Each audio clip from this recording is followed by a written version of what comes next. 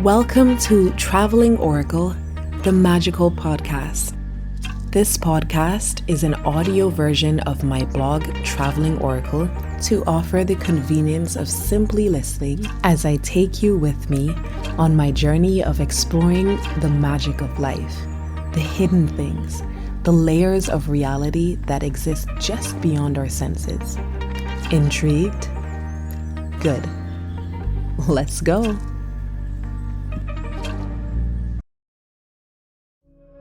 How to figure out what to do in life.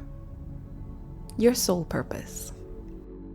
I've always known that souls were born into this world with a purpose imprinted in their DNA. This is why we don't all have the same dreams, especially if we've been working on connecting to ourselves and have come close enough to being able to hear the whispers of our soul. We all want to be successful, yes, as well as other overarching desires that may overlap.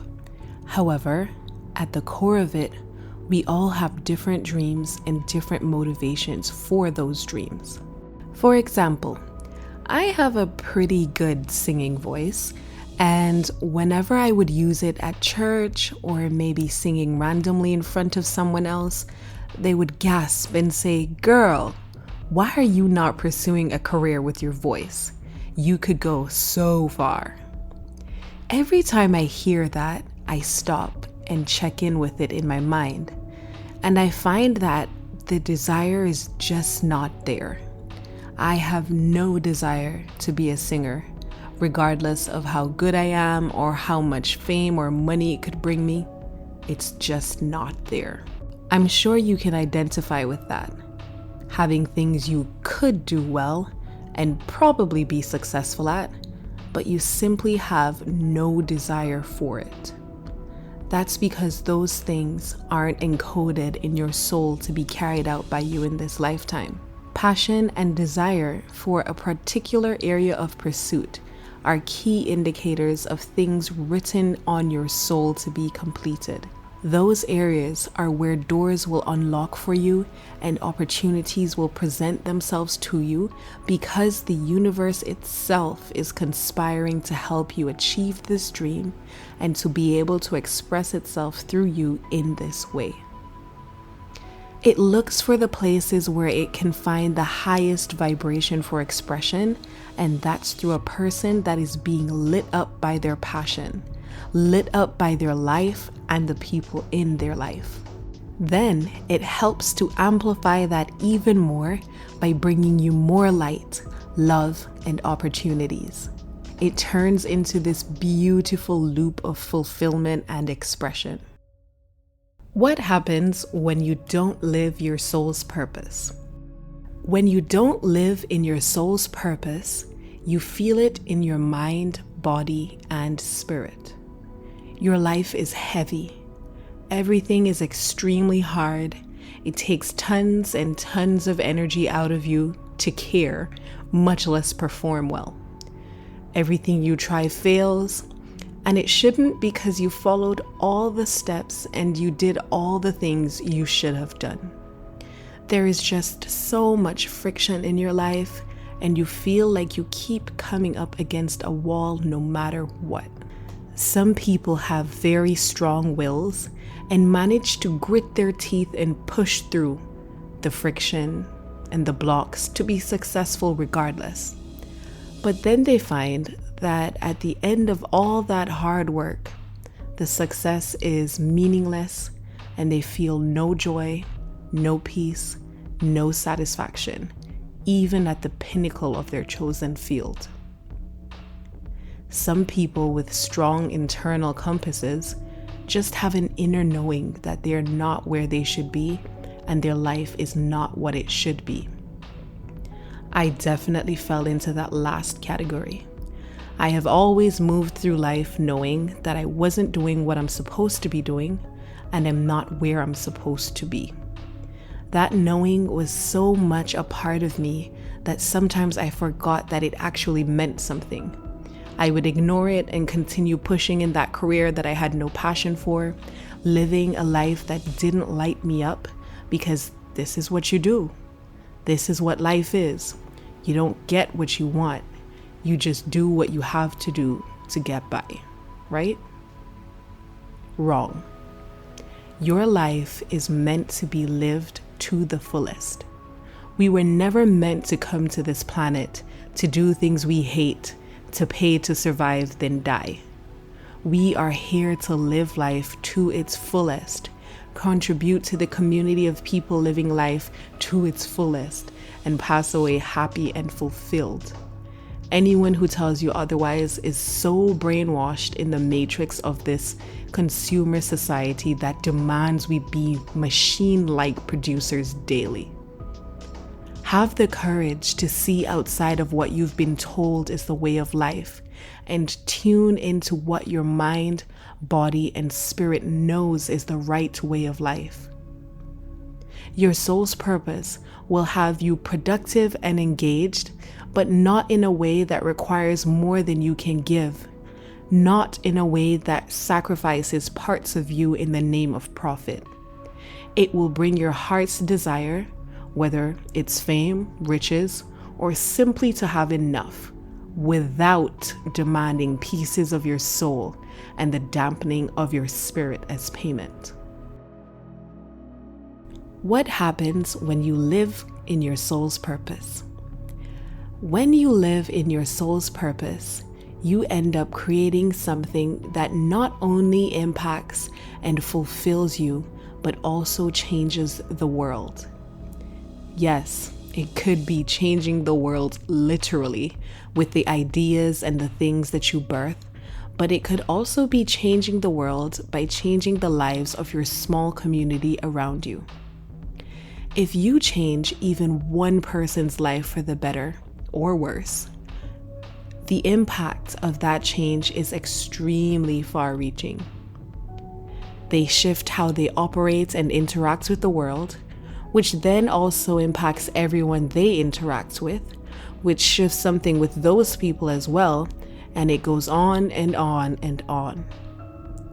You also unlock something in your soul that's akin to leveling up.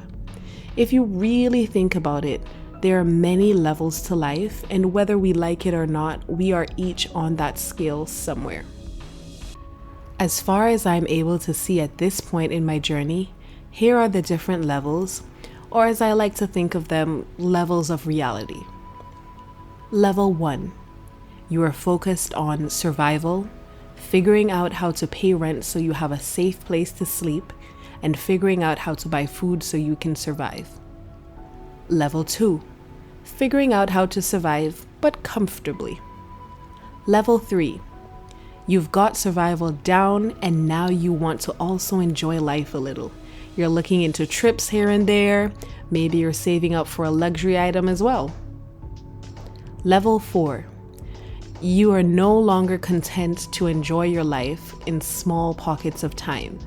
You want enjoyment and freedom to be first, and have pockets of work and other things in between. Level 5, you understand that you are an extension of the universe, and as the universe is and doesn't have to do to be, so you are. And if you are still and connect with the universe, everything you need to be prosperous, happy, and abundant will flow to you. How do you find your soul's purpose? Finding your soul's purpose is so easy, but you will more than likely have a difficult time surrendering to it. Why? Because it requires surrender. It requires you to release control and allow things to flow to you instead of what we are taught, which is to get up and go and get what we want.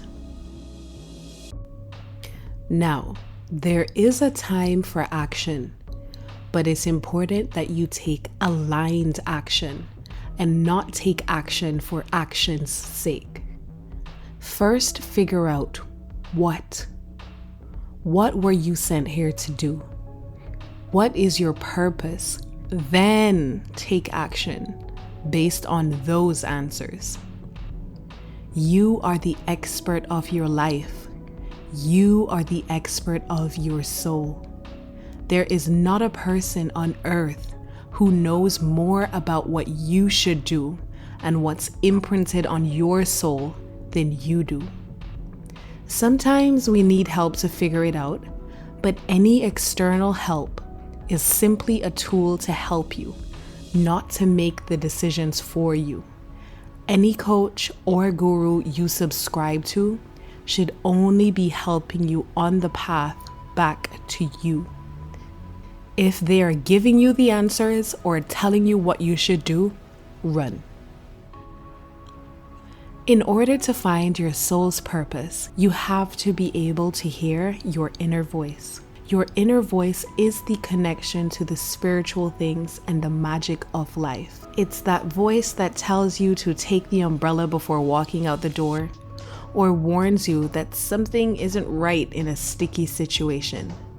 If you learn to hear that voice, trust that voice, and act on the things it reveals to you, your life will be as smooth as butter. The problem is that voice doesn't always follow the logical patterns through which we are taught to assess and make decisions. It often requires us to move without reason, with the only explanation being, I just know I need to do this. It requires you to step into the darkness and trust that a path will form under your feet. This is why we have so many people living mediocre lives, unhappy and unfulfilled because their need to be in control is strong.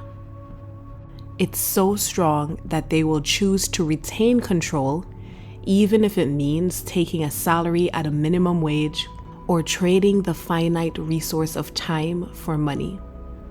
That's why so many people will choose to take a job they hate for pay that barely covers survival and have to ask for time off to enjoy their lives, simply to retain control. If you are able to release and relinquish control, everything will flow to you. What does this look like practically? You already know I'm going to say meditation. The same way you must work out to lose weight or to build your body the way you want, you must consistently work on your mind and spirit in order to tune your body to hear and recognize your inner voice. Start a meditation practice, and if you find meditation difficult or tedious, simply do 5 minutes a day. You can endure anything for 5 minutes. I'm launching my beginner meditation course called the 5-Minute Meditation Practice on April 17th. Send an email to save you a spot, and my email is listed in the description for this podcast. Thank you so much for listening, and I'll see you in our next episode. If you would like to contact me or simply keep up to date with my daily happenings, my Instagram handle, my contact details, my blog information, as well as the services I provide will all be in the show notes below.